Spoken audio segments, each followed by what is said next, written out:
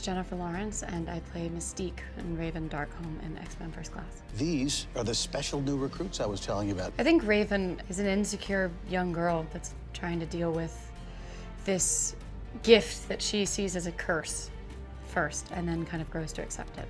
You have no idea what I'd give to feel Normal.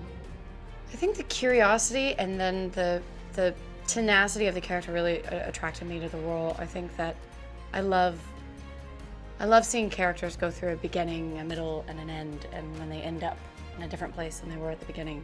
I always find that fascinating with stories and with individual characters, and that is what the movie is all about. If you're using half your concentration to look normal, then you're only half paying attention to whatever else you're doing.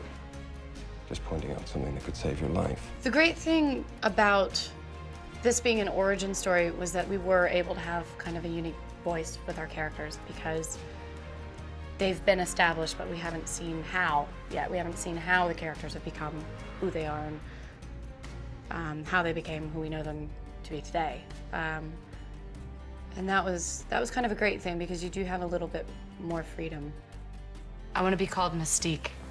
But I think once you kind of enter the world of X-Men, where anything is possible, it's kind of easier to accept these things. Preparing physically for the role was 2 hours of training every day and to get into superpower shape.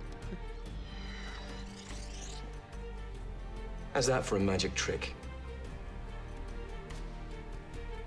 Best I've ever seen. I think that you can't really make a character feel genuine unless you understand them.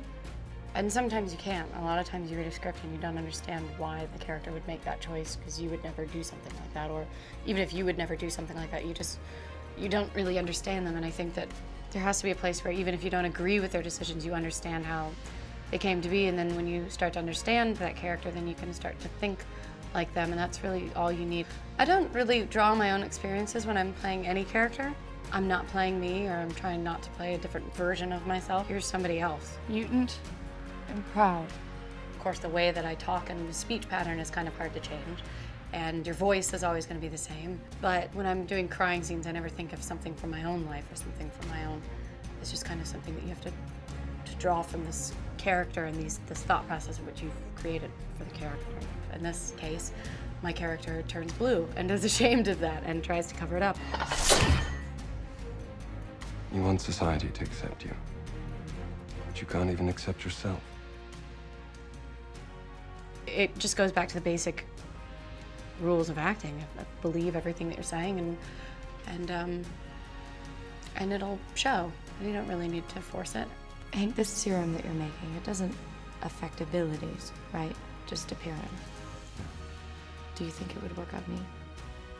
I can look into it if you'd like.